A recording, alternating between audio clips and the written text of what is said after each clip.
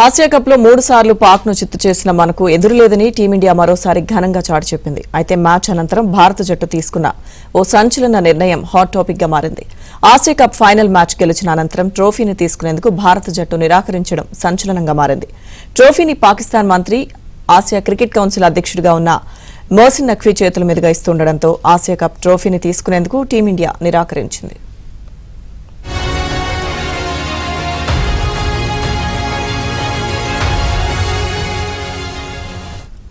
Asia cup trophy medals తీసుకోకుండా team India దూరంగా ఉండిపోవడంతో భారత్ ట్రోఫీని నిరాకరించినట్లు ప్రెజెంటేటర్ ప్రకటించారు. దీంతో గ్రౌండ్ కు తీసుకొచ్చిన ట్రోఫీని సిబ్బంది వెనక్కి తీసుకువెళ్లారు. ఇక భారత ఆటగాళ్లు ట్రోఫీ లేకుండానే సెలబ్రేషన్స్ చేసుకున్నారు.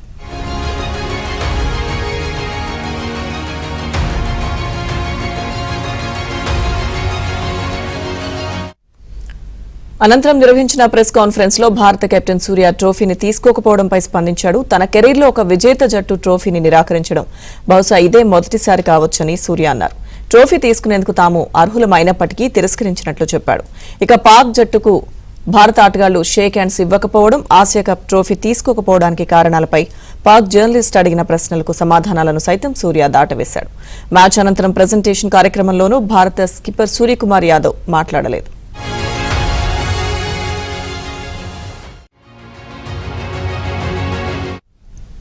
మరోవైపు భారత జట్టు నఖ్వీ చేతుల మీదుగా ట్రోఫీని స్వీకరించడానికి నిరాకరించడంతో నఖ్వీ ట్రోఫీని, పతకాలను తీసుకుని అక్కడి నుంచి వెళ్లిపోవడం క్రీడా వర్గాల్లో చర్చనీయాంశంగా మారింది. ఈ ఘటనపై బీసీసీఐ తీవ్ర ఆగ్రహం వ్యక్తం చేసింది. మన దేశానికి వ్యతిరేకంగా యుద్దం చేస్తున్న వ్యక్తి నుంచి భారత జట్టు ట్రోఫీని స్వీకరించలేదని బీసీసీఐ కార్యదర్శి దేవ్జిత్ సైకియా తెలిపారు. తాము ట్రోఫీని తిరస్కరించినంత మాత్రాన ఆయన దాన్ని తన హోటల్కు తీసుకువెళ్లడం సరికాదని, నఖ్వీ చర్య చాలా చిన్నపిల్లల చేష్టలా ఉందని, ఇది ఊహించని పరిణామమని అన్నారు.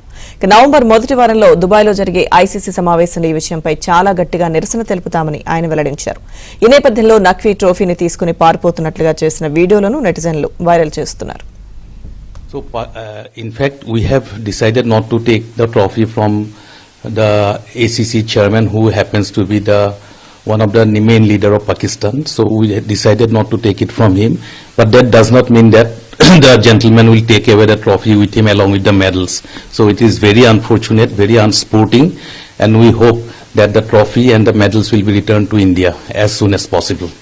This is definitely we are going to do. There is a ICC conference in the month of November, in the first week of November in Dubai. In the next conference, we are going to lodge a very serious and very strong protest against the act of the ACC chairperson.